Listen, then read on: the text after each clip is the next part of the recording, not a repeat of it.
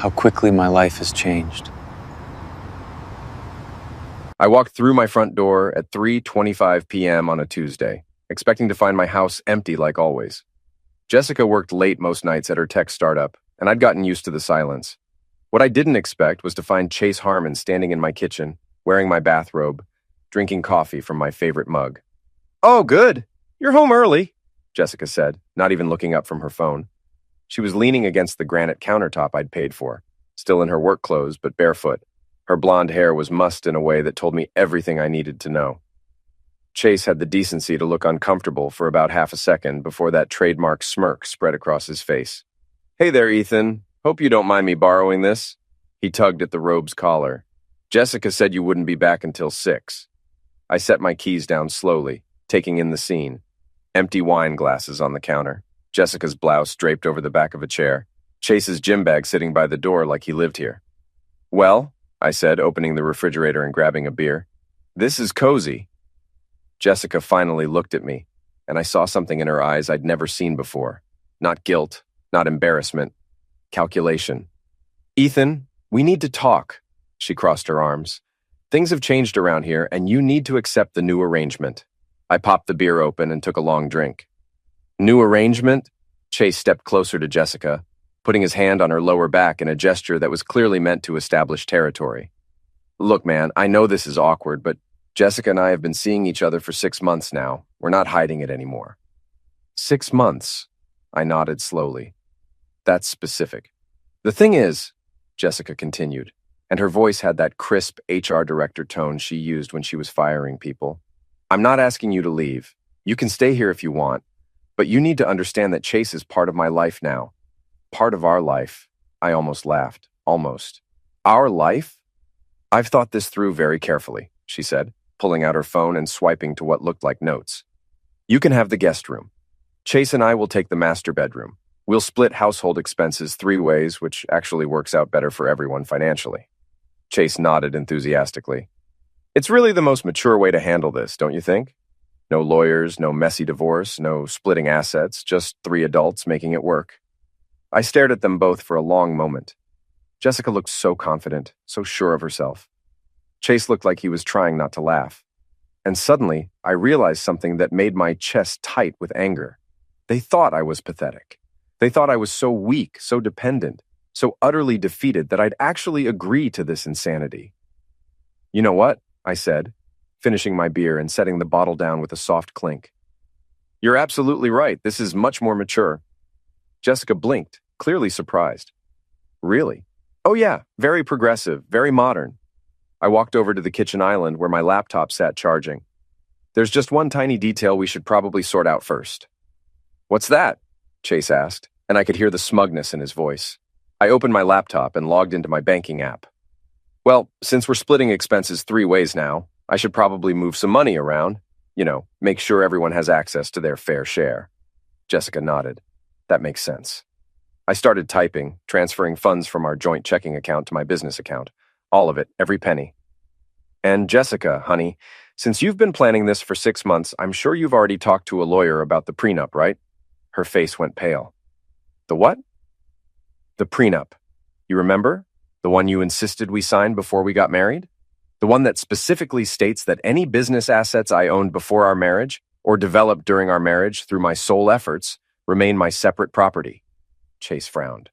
"What business assets?" I turned the laptop screen toward them, showing the balance in my business account. $10.3 million. "My little hobby business. The one you always said was a waste of time, Jessica. The one you told me to shut down so I could focus on real work." Jessica's mouth opened and closed like a fish. That's not possible." "E-commerce logistics, baby. Turns out there's good money in it when you know what you're doing." I closed the laptop and smiled. "But don't worry. I'm sure your HR salary will cover your share of the mortgage just fine." Chase looked confused. "Wait, what's happening here?" "What's happening," I said, walking toward the stairs, "is that I'm going to pack a bag and head to my warehouse for a few days while I figure out my next move. You 2 kids have fun playing house." "Ethan, wait." Jessica grabbed my arm. "You can't just take all the money." I looked down at her hand on my arm, then back up at her face. "Actually, I can. It's my money, from my business, that you wanted nothing to do with." I gently removed her hand. But hey, look on the bright side. You've got Chase here to help with expenses. I'm sure his social media consulting business is doing great. Chase's face went red. I make good money. I'm sure you do, champ. I started up the stairs, then paused and looked back. Oh, and Jessica, you might want to read that prenup again, especially the part about adultery and asset forfeiture. Sleep tight, you two. I could hear them arguing in hushed, urgent voices as I packed my bag. Jessica's voice was getting higher and more panicked by the minute. Chase sounded like he was trying to calm her down, but there was an edge to his voice now, too. 20 minutes later, I was walking back down the stairs with a duffel bag and my laptop case.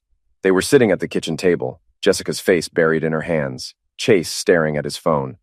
Ethan, Jessica said without looking up, we can work this out. We can talk about this. I think we're past talking, don't you? I headed for the door, then stopped. Oh, one more thing. I'm having the locks changed tomorrow. So, if you're planning to stay here, you might want to make sure you're home when the locksmith arrives. You can't lock me out of my own house? Jessica stood up so fast her chair fell over. I turned back to her, and for the first time since I'd walked in, I let her see how angry I really was. Watch me. The last thing I heard as I closed the door was Chase saying, Jessica, how much money did you say this house cost? Pete Kowalski was waiting for me at the warehouse when I pulled up at sunset. He was sitting on the loading dock smoking a cigarette and watching the traffic on Route 1. Pete had been with me since the beginning, back when my hobby business was just me and him packing boxes in a rented garage. Rough day, boss? He asked, flicking his cigarette into the parking lot. You could say that. I grabbed my bags from the car. Jessica decided to redecorate the house. New furniture, new arrangement, new boyfriend. Pete whistled low. That social media pretty boy from her office?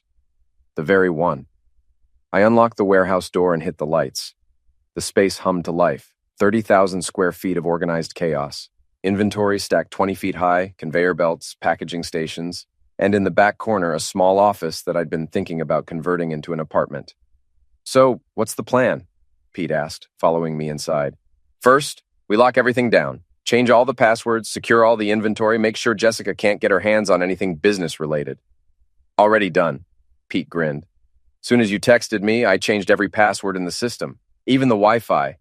This is why I kept Pete around.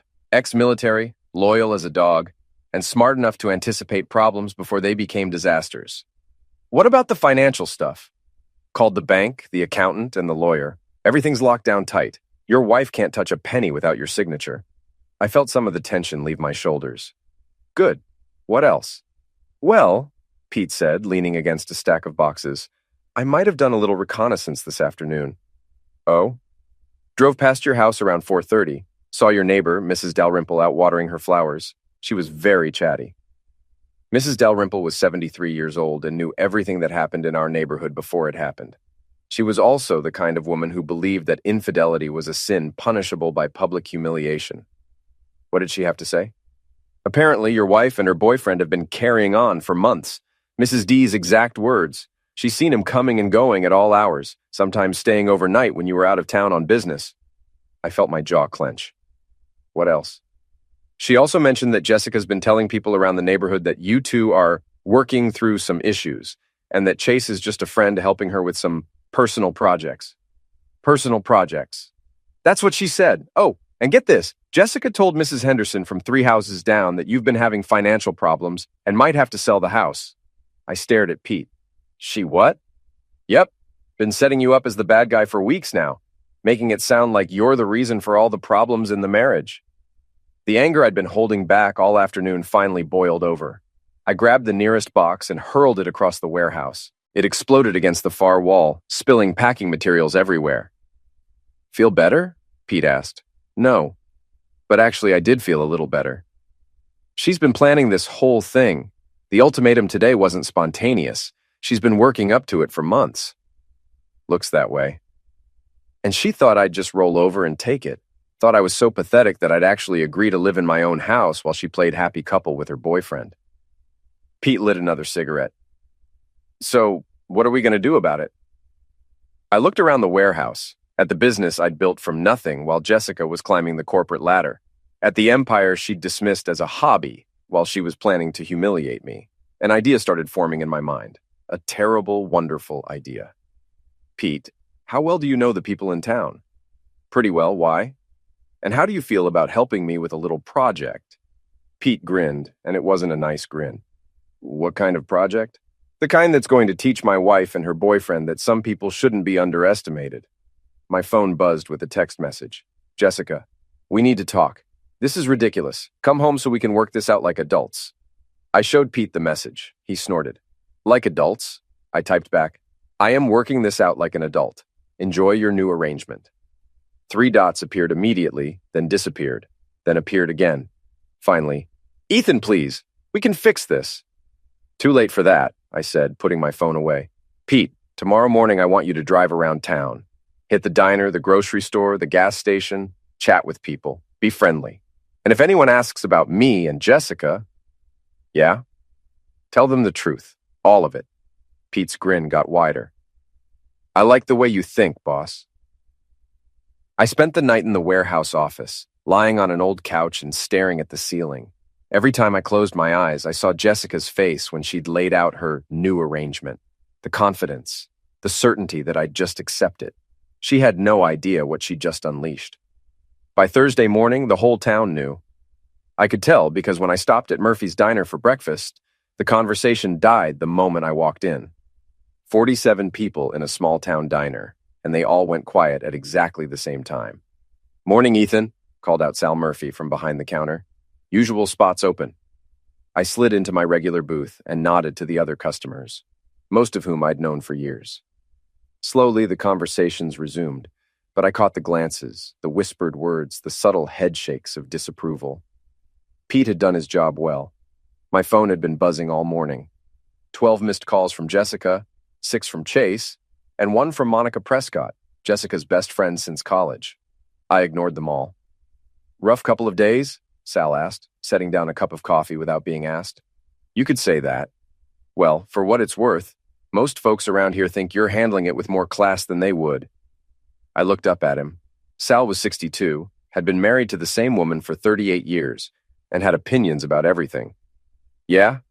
Let's just say if someone pulled that nonsense on my Martha, there'd be more than just hurt feelings. I was about to respond when the diner door opened and Jessica walked in. She looked like she hadn't slept. Her usually perfect hair pulled back in a messy ponytail, no makeup, wearing jeans and a t-shirt instead of her usual business attire. The diner went quiet again. Jessica spotted me immediately and walked over, sliding into the booth across from me without being invited. We need to talk. I'm eating breakfast. Ethan, please. This has gotten out of hand. I looked around the diner. Every single person was pretending not to listen while obviously hanging on every word. Has it? People are talking.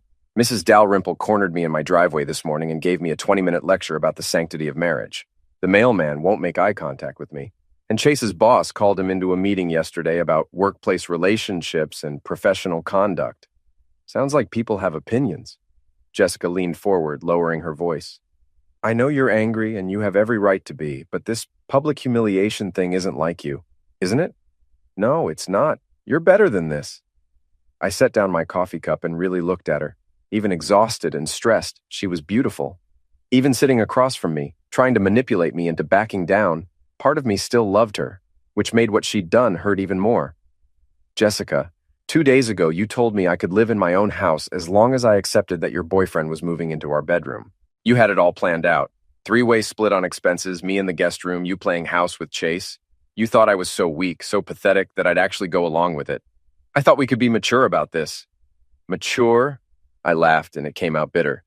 You want to know what's mature? Filing for divorce? Having an honest conversation about the problems in our marriage? Maybe even going to counseling. You know what's not mature? Screwing your coworker for 6 months and then ambushing your husband with an ultimatum? Jessica's face flushed red. Keep your voice down. Why? Worried about what people will think? She glanced around the diner, clearly aware that we had an audience.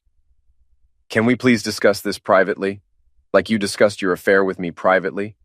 That's different. How? She opened her mouth, then closed it. For the first time since this whole mess started, she didn't have an answer ready. My phone buzzed with a text from Pete. Package delivered, special delivery to your house. You're gonna love this. I smiled and stood up, dropping a 20 on the table. I've got to go. Ethan, wait. Enjoy your breakfast, Jessica. I'm sure people will be very interested to hear your side of the story. I left her sitting there, and I could feel 46 pairs of eyes watching me go. 20 minutes later, I was parked across the street from my house, watching Jessica's car pull into the driveway. Chase's BMW was already there, which meant he'd probably spent the night again. Pete's special delivery was waiting for them in the backyard. I'd bought the bear trap 3 years ago when we were having problems with raccoons getting into our garbage. It wasn't designed to hurt anyone, more like a loud, obnoxious alarm system. When triggered, it would snap shut with a tremendous noise, set off a series of flashing lights, and emit a sound like a fire alarm that could be heard 3 blocks away. I'd never actually used it, but I'd tested it once. The neighbors complained about the noise for a week. Pete had set it up perfectly, right by the back gate where someone would step if they were trying to sneak into the yard. He'd also rigged it with a motion-activated camera, so we'd have a record of whatever happened. I didn't have to wait long. At 11:47 p.m., my phone lit up with a notification from the camera app. I was sitting in my car half a block away drinking coffee and waiting. The trap went off like a 4th of July finale. The noise was incredible. A metallic clang followed immediately by the shrieking alarm and the flash of emergency lights. I could see the lights from where I was parked, strobing against the trees like a police raid. Then I heard the screaming. 2 voices, both high-pitched with panic.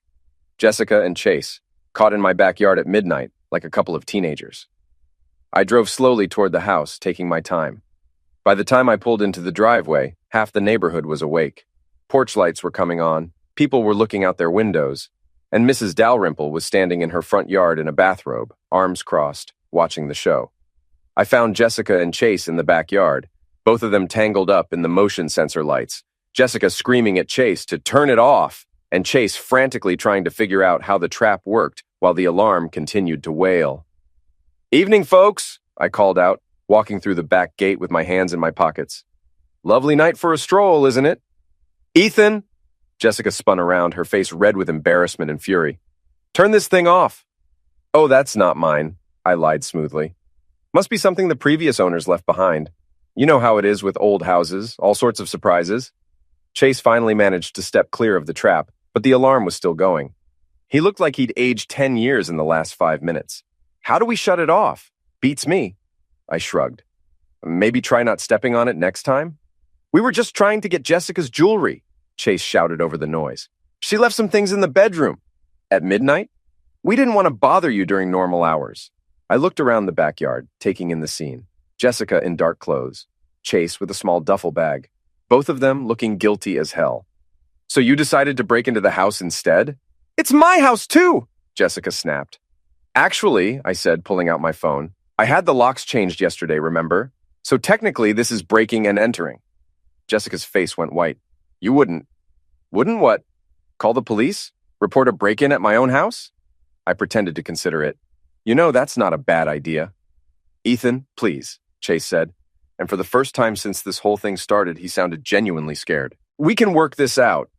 The alarm finally timed out and shut off, leaving us in relative quiet. But the damage was done. I could see neighbors watching from their windows, could hear the murmur of voices carrying across the yards. "Tell you what," I said, putting my phone away.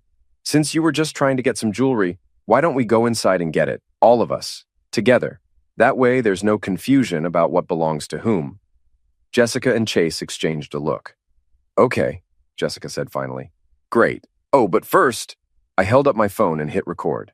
"Just for everyone's protection. You understand?" "You're recording this?" Chase asked. "Just being careful. You two did just trigger a security system while trespassing on my property. I want to make sure we're all clear about what's happening here." I led them through the back door and into the house.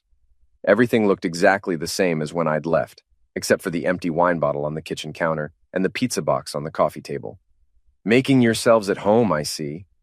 "We have to eat," Jessica said defensively. "Of course, just like you have to break into the backyard at midnight." We went upstairs to the master bedroom, and I watched as Jessica gathered her jewelry from the dresser. She was taking her time, clearly hoping I'd stop recording or leave them alone. "That everything?" I asked when she'd finished. "I think so." "Good. Then I think we're done here." Chase cleared his throat. "Actually, there's something else we wanted to discuss." "Oh?" Jessica shot him a warning look, but he pressed on. "The house situation. We've been thinking, and maybe we were too hasty with the whole arrangement thing." "Were you?" "Yeah. Maybe we could try a different approach, Like maybe Jessica and I could find our own place and we could work out some kind of financial settlement for her share of the house. I almost laughed. They'd gone from demanding I accept their new arrangement to asking for a buyout. Her share of the house? Well, yeah, she's been paying the mortgage too. With money from our joint account, which came primarily from my business income, which, as we established, is my separate property. Chase looked confused. But she's your wife. She's my wife who's been having an affair for 6 months and tried to move her boyfriend into our bedroom. I stopped recording and put my phone away. Gentlemen, in the state of Maine, adultery affects property division in divorce proceedings, especially when there's a prenup involved. Jessica sank down onto the bed. What are you saying? I'm saying that your share of this house is probably a lot smaller than you think it is. That's not fair, Chase said. I looked at him, really looked at him. 35 years old, gym-tanned, wearing clothes that cost more than most people's car payments. He'd been so confident 2 days ago, so sure that he'd won some kind of prize. You know what's not fair, Chase? Having your wife's boyfriend tell you what's fair in your own house? His face went red. Now look here. No, you look here. I stepped closer to him, and he actually took a step back. You've been screwing my wife in my house, eating my food, drinking my wine, and sleeping in my bed. And then you had the balls to tell me I should be grateful for the privilege of paying for it all. Ethan, Jessica said quietly, we never meant for it to happen this way. Didn't you? I turned to her. Because from where I'm standing, it looks like you planned this whole thing very carefully. The affair, the public humiliation, the financial manipulation. You just didn't plan on me fighting back. Neither of them had an answer for that. I think you should both leave now, I said. And Jessica, next time you want to get something from the house, call first. Or better yet, have your lawyer call mine. I walked them to the front door and watched as they got into Chase's car. As they drove away, I noticed Mrs. Dalrymple was still standing in her yard, arms crossed, shaking her head in disapproval. Quite a show tonight, she called over. Not my choice, Mrs. D. I know, dear. Some people just don't have any shame. As I went back inside, my phone buzzed with a notification. The motion camera had uploaded the entire incident to my cloud storage. Jessica and Chase caught red-handed, looking guilty and panicked and ridiculous. I had a feeling that video was going to come in handy. Friday morning brought a new level of chaos. My phone started ringing at 6 a.m. with a call from Monica Prescott, Jessica's best friend and chief enabler. Ethan, we need to talk. Do we? What you're doing to Jessica is cruel and unnecessary. She made a mistake, but she's trying to make it right. I was lying on the couch in my warehouse office, staring at the ceiling. Monica, Jessica didn't make a mistake. She made a choice. 6 months of choices. She was unhappy in the marriage. You can't blame her for seeking comfort elsewhere. I can blame her for not talking to me about being unhappy before she started screwing her coworker. Monica's voice got sharp. There's no need for that kind of language. There's no need for you to be calling me at 6 in the morning to defend your friend's affair, but here we are. Look, I'm trying to help both of you here. Jessica is willing to go to counseling, willing to work on the marriage, but you're making that impossible with all this public drama. I sat up, suddenly interested. She wants to work on the marriage? Yes. While she's still living with Chase? Silence. Monica, is Chase still staying at my house? That's complicated. It's really not. Either he's there or he isn't. Jessica needs support right now. She's going through a difficult time. She's going through a difficult time.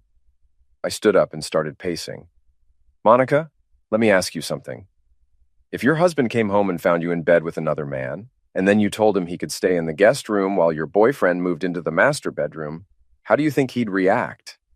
That's different. How? Because, she trailed off, clearly realizing she didn't have a good answer. Right. Look, Monica, I appreciate your concern, but Jessica made her choice. Now she gets to live with the consequences. You're destroying her reputation. I'm not destroying anything. I'm just not covering for her anymore. I hung up and immediately called Pete. How's the reconnaissance going? Better than expected. I've been making the rounds, and let me tell you, people have opinions. Such as... Well, turns out Chase has been bragging about his situation at Murphy's Bar. Been telling people he's got the best of both worlds. A beautiful woman and no financial responsibility. My grip tightened on the phone. He said that. Direct quote from Tommy Martinez, who was sitting 2 stools down. Chase said, and I quote, "Why buy the cow when you can get the milk for free and have someone else pay for the barn?" The anger that shot through me was so intense I had to sit down. What else? Jessica's been telling people at her office that you're having a nervous breakdown, says you're being irrational and vindictive, and that she's worried about your mental state. Of course she is. But here's the interesting part. I talked to my buddy Dave, who works maintenance at her building. Apparently, Jessica and Chase have been pretty obvious about their relationship at work. Public displays of affection, long lunches together, leaving together every night. Dave says everyone in the building knows about it. So Jessica's the HR director. And according to Dave, the company has a strict policy about workplace relationships, especially between people in positions of authority. I felt a slow smile spread across my face. Does it now? Yep. And get this, Chase isn't just some social media consultant. He's a contractor. Jessica's been signing off on his invoices. That sounds like a conflict of interest. Doesn't it just... I was quiet for a moment, thinking, Pete, I need you to do something for me. Name it. I need you to find out everything you can about Chase's business. Tax records, client lists, income statements, everything.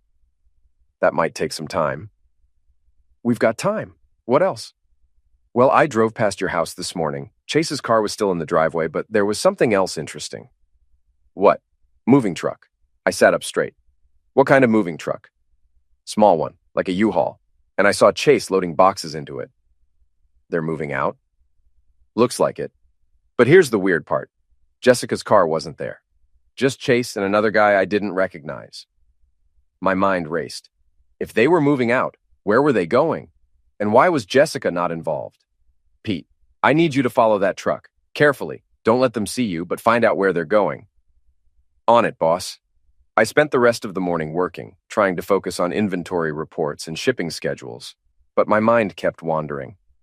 Around noon, Pete called back. You're not going to believe this. Try me. They moved Chase's stuff to a storage unit on the other side of town. The whole thing took about 2 hours, and then Chase drove to Jessica's office. He's at her work? Yep. Been there for about an hour now. Interesting. What about Jessica? Haven't seen her since yesterday. I was about to respond when my phone beeped with another call. Jessica. Pete, I'll call you back. I switched to the other line. Hello, Jessica. Ethan, we need to meet, in person. There are things we need to discuss. Such as? Not over the phone. Can you meet me at Murphy's Bar at 7 tonight? Murphy's Bar was neutral territory, public enough that we couldn't have a screaming match, but private enough for a serious conversation. Why there? Because I have something to tell you, and I'd rather do it somewhere we won't be interrupted. Fine, 7 o'clock. And Ethan, come alone. She hung up before I could ask what she meant by that. At 6:45, I was sitting in my car outside Murphy's, watching the parking lot. Jessica's car was already there, along with about a dozen others. Friday night was always busy at Murphy's. I walked in to find Jessica sitting in a corner booth, nursing what looked like a vodka tonic. She'd cleaned up since yesterday, hair done, makeup on, wearing the blue dress I'd bought her for her birthday last year. You look nice, I said, sliding into the booth across from her. Thank you. She looked nervous, which was unusual for Jessica. She was normally unflappable in social situations. So, what did you want to talk about? She took a sip of her drink, then set it down carefully. I want to apologize. I blinked. Excuse me? You were right. About everything.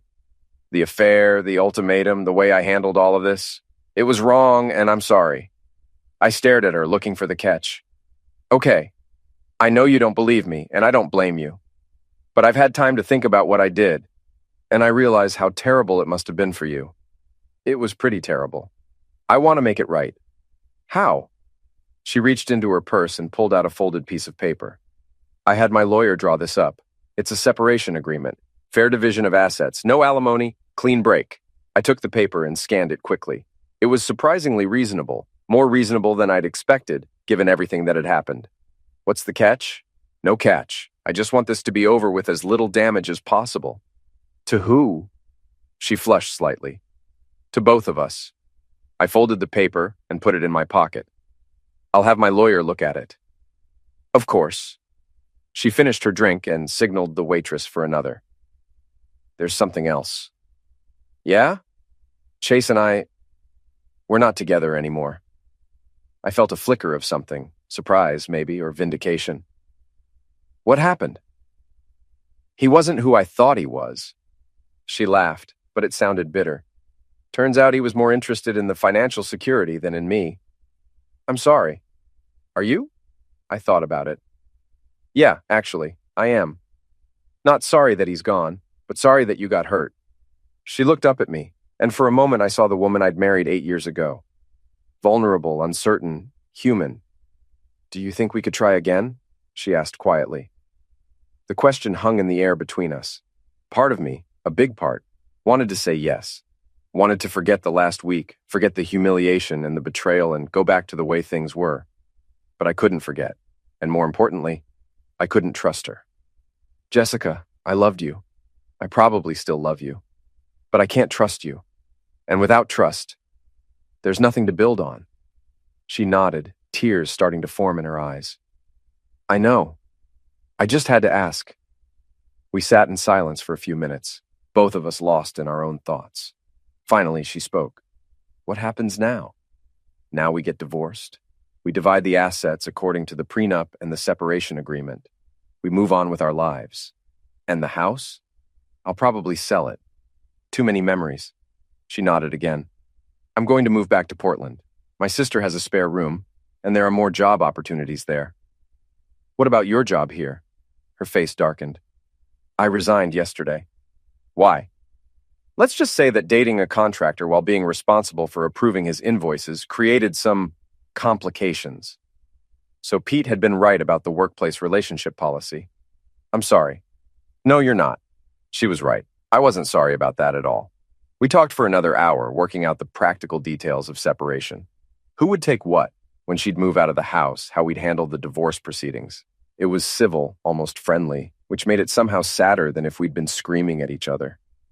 As we got ready to leave, Jessica reached across the table and touched my hand. For what it's worth, Ethan, you deserved better than what I gave you. Yeah, I said. I did. 3 weeks later, I thought everything was settled. The separation agreement had been signed. Jessica had moved out of the house and the divorce papers were filed. I was starting to feel like I could move on with my life. That's when Monica called.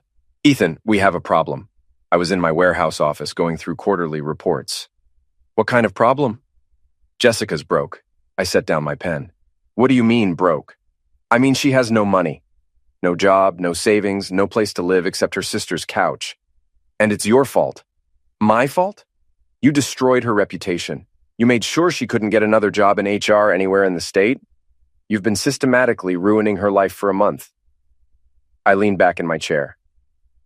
Monica, Jessica lost her job because she was having an affair with a contractor whose bills she was approving. That's called a conflict of interest, and it's illegal. I had nothing to do with that. You had everything to do with that. You're the one who made their relationship public. Their relationship was already public.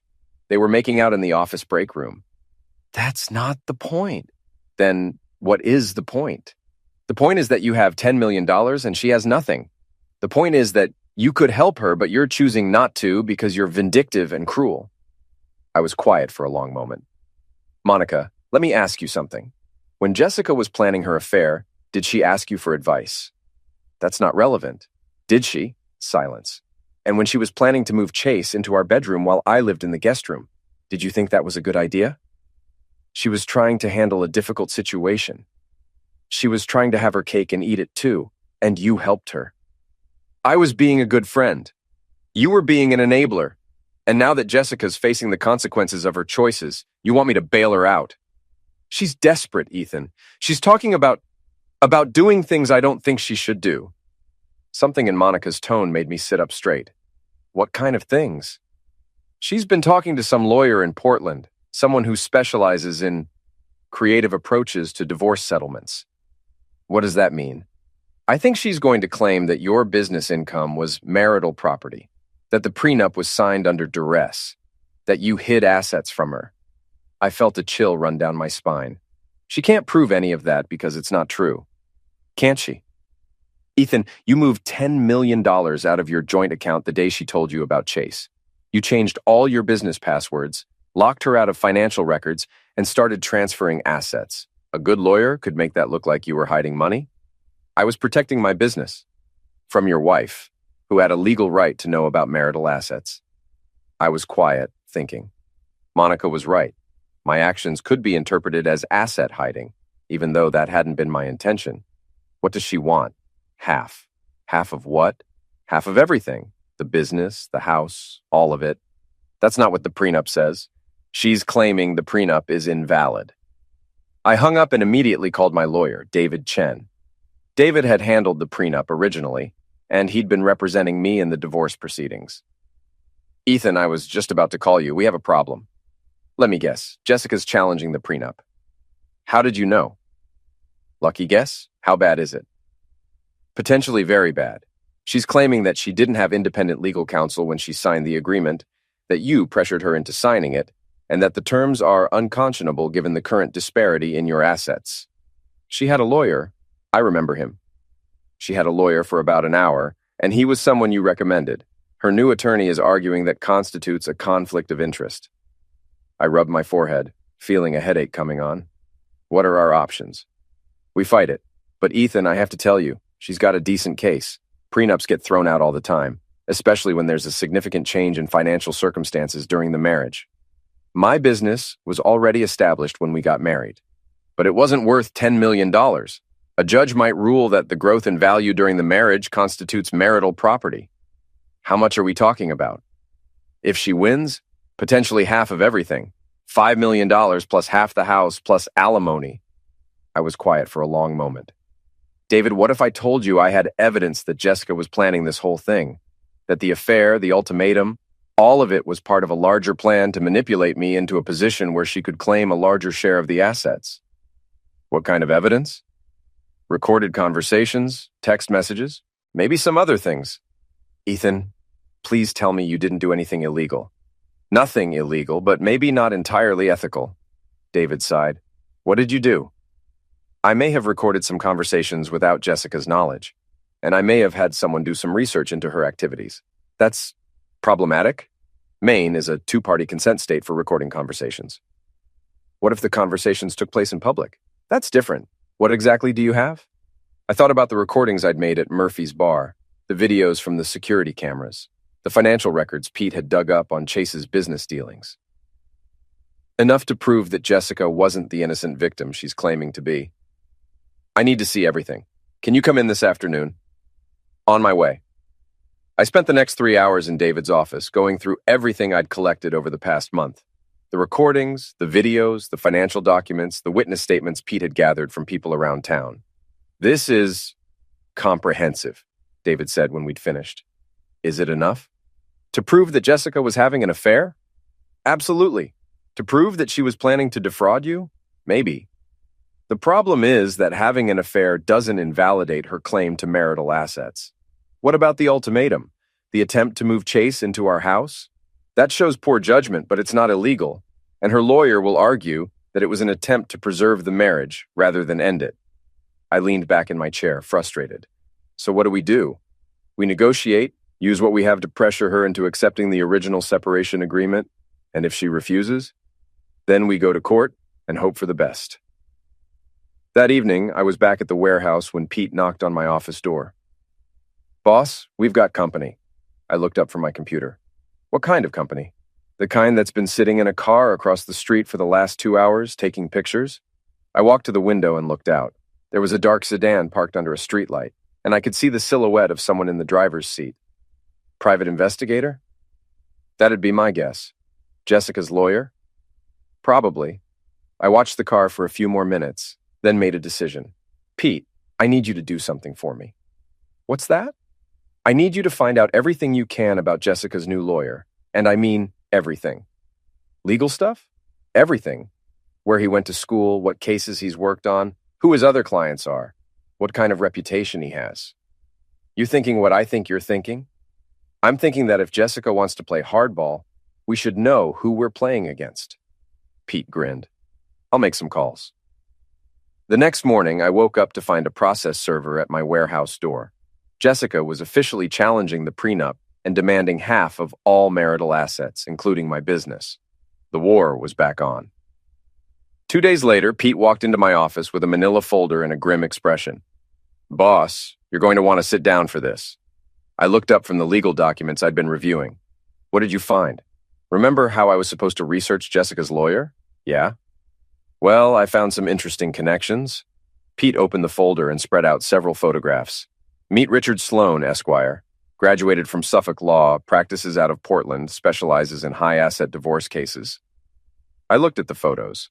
Sloan was a thin man in his 50s, expensive suit, confident smile. "Okay. Now look at this." Pete handed me another photo. It showed Sloan sitting at a restaurant table with two other people. I recognized one of them immediately. "Is that Monica?" "Yep, and the other guy is someone you know too." I looked closer at the third person in the photo. It took me a moment to recognize him without his usual gym clothes, but when I did, my blood ran cold. Chase, taken 3 days ago at that fancy seafood place downtown. They had a very cozy dinner together, lots of conversation, lots of document sharing. I stared at the photo, pieces clicking into place in my mind. They're working together. Gets better. I did some digging into Sloan's recent cases. Turns out he's got a very specific pattern. He targets men with significant assets who are going through messy divorces. He helps the wives challenge prenups by creating evidence of asset hiding and financial manipulation. What kind of evidence? The kind that involves staging situations to make the husband look bad. Like, for instance, getting the husband to move large amounts of money right before filing for divorce.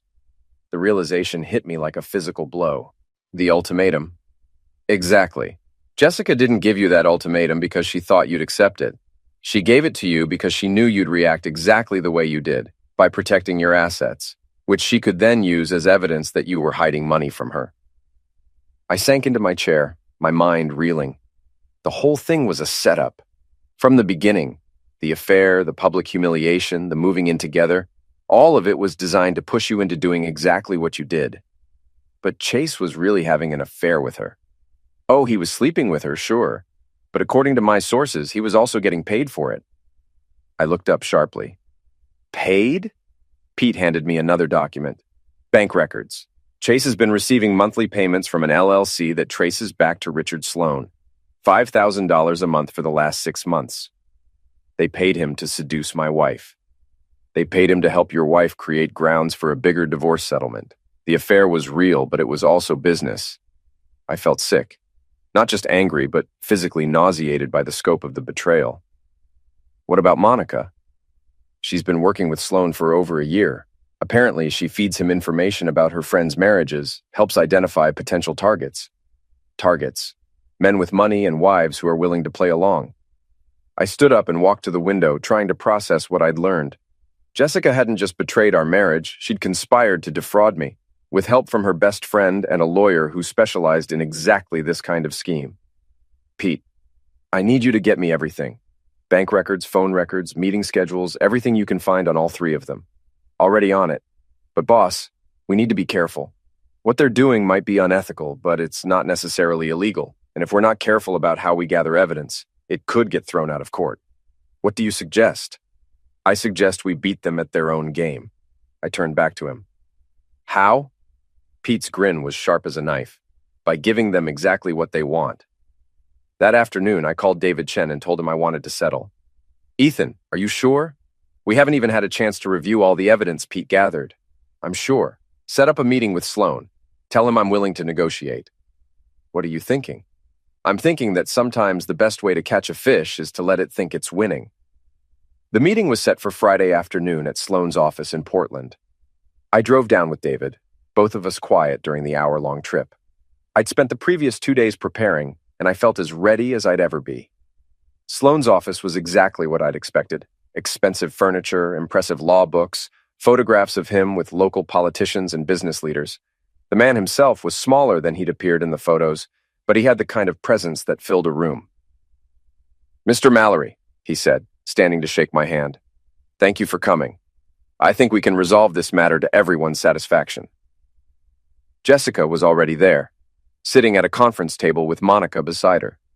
She looked different, more polished, more confident than she'd been at Murphy's bar. This was the Jessica who'd planned to destroy me, not the broken woman who'd apologized for her mistakes. Hello, Ethan, she said coolly. Jessica. We sat down across from each other, lawyers flanking us like seconds in a duel. Now then, Sloan began, opening a thick folder, I think we can cut through a lot of the usual back and forth and get straight to the heart of the matter. My client is seeking a fair division of marital assets, taking into account the significant growth in Mr. Mallory's business during the marriage. David leaned forward. The prenup clearly states, The prenup, Sloan interrupted, was signed under circumstances that raise serious questions about its validity. My client had inadequate legal representation, was pressured into signing, and wasn't fully informed about the scope of Mr. Mallory's assets. That's not true, I said. Isn't it? Sloan smiled. Mr. Mallory, when your wife confronted you about her relationship with Mr. Harmon, your immediate response was to move over $10 million out of joint accounts. That suggests you were already planning to hide assets from her. I was protecting my business from your wife, who had a legal right to know about marital assets. This was the moment I'd been preparing for. I reached into my briefcase and pulled out a manila envelope. Before we go any further, I said, I think there are some things you should see. I opened the envelope and spread out the photographs Pete had taken. Sloan at dinner with Monica and Chase. Bank records showing payments from Sloan's LLC to Chase. Phone records showing dozens of calls between all three conspirators. The room went dead silent. What is this? Sloan asked, but his voice had lost its confidence. This is evidence of a conspiracy to defraud me, I said calmly. You've been paying Chase Harmon to seduce my wife as part of an elaborate scheme to invalidate our prenup and steal half my assets. Jessica's face had gone white. That's not... You didn't what, Jessica? You didn't plan this whole thing? You didn't work with Monica and Sloan to set me up? You didn't give me that ultimatum specifically because you knew I'd react by protecting my money, which you could then use as evidence of asset hiding. Monica started to say something, but Sloan held up a hand to stop her. Mr. Mallory, he said carefully, these photographs don't prove anything illegal. Don't they? I pulled out another document. This is a copy of Chase's contract with your LLC, $5,000 a month to provide consultation services regarding the emotional manipulation of high-asset targets. That's a direct quote. Sloan's face had gone gray. And this, I continued, pulling out more papers, is a recording of a conversation between Jessica and Monica, discussing how to push Ethan into moving the money so we can claim he was hiding it. Also a direct quote. You recorded us? Jessica asked, her voice barely a whisper. I recorded you in public places where you had no reasonable expectation of privacy, which, according to Maine law, is perfectly legal. I leaned back in my chair and looked around the table. So, here's what's going to happen. Jessica, you're going to accept the original separation agreement. No challenges to the prenup, no claims on my business assets, no alimony. In exchange, I won't file criminal charges for conspiracy to commit fraud. You can't prove fraud, Sloan said, but he didn't sound convinced. Can I? I can prove that you paid Chase to seduce my wife. I can prove that you coached Jessica on how to manipulate me into actions that would support your legal strategy. I can prove that Monica provided you with inside information about my marriage and my finances. That sounds like conspiracy to me. David leaned forward. My client is also prepared to file complaints with the Maine Bar Association regarding Mr. Sloan's conduct. Sloan's hands were shaking slightly as he gathered up his papers. I need to consult with my client privately. Take your time, I said. But my offer expires at 5 o'clock today. They huddled in the corner of the office for 20 minutes, whispering urgently. I could see Jessica getting more and more agitated, Monica looking scared, and Sloan looking like a man whose career was about to end. Finally, they came back to the table. My client accepts your terms, Sloan said quietly. All of them? All of them. I looked at Jessica. She was staring at the table, tears streaming down her face. Jessica, do you understand what you're agreeing to? She looked up at me, and for a moment I saw not the calculating woman who'd tried to destroy me, but the broken person she'd become. I understand, she whispered. Good. I stood up and gathered my papers. David will send over the final documents for signature. Jessica, you have 30 days to remove your remaining belongings from the house. I was almost to the door when Jessica called out, Ethan, wait! I turned back. I'm sorry. For all of it. I know that doesn't mean anything now, but I needed to say it. I looked at her for a long moment. You're right, Jessica. It doesn't mean anything now. And I walked out, leaving her sitting there with the wreckage of her schemes around her. Epilogue, the new beginning. 6 months later, I was sitting in my new office, a real office this time, in a building I'd bought downtown, when Pete knocked on my door. "Boss, there's someone here to see you." "Who?" "Chase Harmon." I looked up from my computer. "What does he want?" "Says he needs to talk to you about something important." I was curious despite myself. "Send him in." Chase walked into my office looking like a different person. Gone was the cocky swagger, the expensive clothes, the gym-tanned confidence. He looked tired, older, defeated. "Ethan, thank you for seeing me." "What do you want, Chase?" He sat down across from my desk and ran his hands through his hair. "I wanted to apologize." "Okay." "And I wanted to explain. I think I understand the situation pretty well." "No, you don't." He leaned forward. "You think I was some kind of master manipulator, but the truth is, I was as much a victim as you were." I raised an eyebrow. "How do you figure that?" "Sloan approached me 8 months ago, said he had a client who needed help with a difficult situation, offered me $5,000 a month to befriend Jessica and help her gain confidence to leave an unhappy marriage." "Befriend." That's what he said. He made it sound like I was helping a woman escape an abusive relationship. "And you believed that?" Chase's face flushed. "I wanted to believe it. The money was good, and she was beautiful and seemed genuinely unhappy. So you seduced her. I thought I was helping her. And then, somewhere along the way, I started to actually care about her." I stared at him. "You're telling me you fell in love with my wife while you were being paid to seduce her?" "I know how it sounds, but yes." "And when did you find out about the real plan?" "Not until after that night at your house, the night with the ultimatum. Jessica was so confident, so sure you'd just accept it. When you didn't, when you fought back, she panicked. That's when she told me the truth about what Sloan was really planning." I leaned back in my chair. "And you went along with it." "I was in too deep by then. And I thought maybe if we could get some money out of you, Jessica and I could start over somewhere else." "How'd that work out for you?" His laugh was bitter. "About as well as you'd expect. As soon as the plan fell apart, Jessica dropped me like a hot rock. Turns out she never cared about me at all. I was just a tool to use against you. And now? Now I'm broke, unemployed, and facing potential criminal charges. Sloan's been disbarred, Monica's moved to Florida, and Jessica's working as a waitress in Portland." I felt a flicker of something, not sympathy exactly, but not satisfaction either. "What do you want from me, Chase?" "Nothing. I just wanted you to know that I'm sorry, and I wanted you to know that what happened to you wasn't fair. You didn't deserve any of it." He stood up to leave, then paused at the door. "For what it's worth, Ethan, Jessica was wrong about you. You're not weak. You're not pathetic. You're one of the strongest people I've ever met." After he left, I sat in my office for a long time thinking about everything that had happened. The betrayal, the anger, the revenge, the justice. It had taken 6 months, but I finally felt like I could close this chapter of my life and move on. My phone rang, interrupting my thoughts. It was Pete. "Boss, I just got off the phone with our lawyer. The divorce is final." "Good. Also, I got some news about Jessica."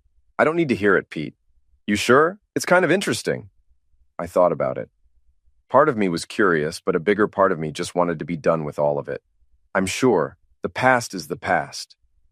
"Fair enough. So what's next?" I looked out my office window at the town I'd called home for 8 years. It was a good place, full of good people who'd supported me when I needed it most. I'd built a successful business here, made real friends, created a life worth living. Next, we keep building. We keep growing. We keep moving forward. "Sounds like a plan, boss." I hung up and turned back to my computer, but before I could start working, there was another knock on my door. "Come in." This time it was Sarah Mitchell, the owner of the bookstore downstairs. We'd been having coffee together occasionally over the past few months. Nothing serious, just two people getting to know each other. "Hi, Ethan. I hope I'm not interrupting." "Not at all. What's up?" "I was wondering if you'd like to have dinner tonight. There's a new restaurant in Freeport I've been wanting to try." I looked at her, really looked at her.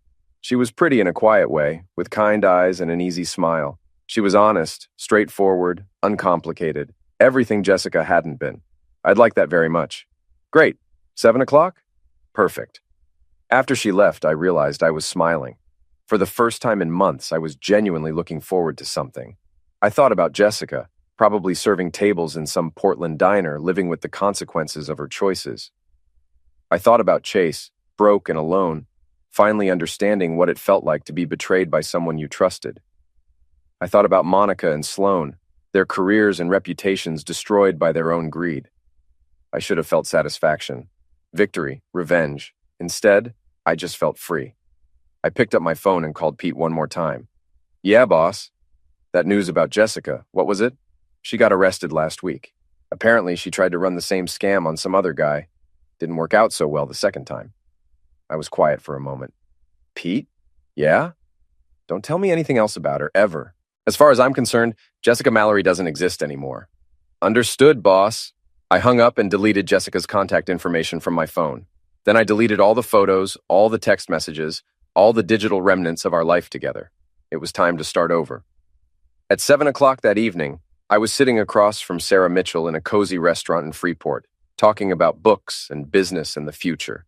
She was funny and smart and real, and when she laughed at something I said, I realized I hadn't felt this happy in years. So what's next for you? She asked over dessert. I'm thinking about expanding the business, maybe opening a second location, maybe traveling more. That sounds exciting. What about you? I'm thinking about writing a book. I've always wanted to try, but I never had the courage. What's stopping you? She smiled. Nothing, I guess. Sometimes you just have to decide that you're done being afraid and start taking chances. I raised my wine glass. To taking chances. To new beginnings, she countered. We clinked glasses, and I felt something I hadn't felt in a long time. Hope. Later that night, as I was getting ready for bed in my new apartment, I looked at myself in the mirror. I looked older than I had a year ago, but also stronger, more confident, more sure of who I was and what I wanted. Jessica had tried to destroy me, but in the end, she'd only made me stronger. She'd forced me to fight for what was mine, to stand up for myself, to refuse to be a victim. I thought about the man I'd been when I walked into my kitchen and found Chase wearing my bathrobe. That man had been hurt, confused, willing to believe that maybe he deserved what was happening to him. The man looking back at me from the mirror was different. He was someone who knew his own worth, who wouldn't be manipulated or betrayed, who could build something beautiful from the ashes of something broken. I turned off the light and went to bed, and for the first time in months, I slept peacefully.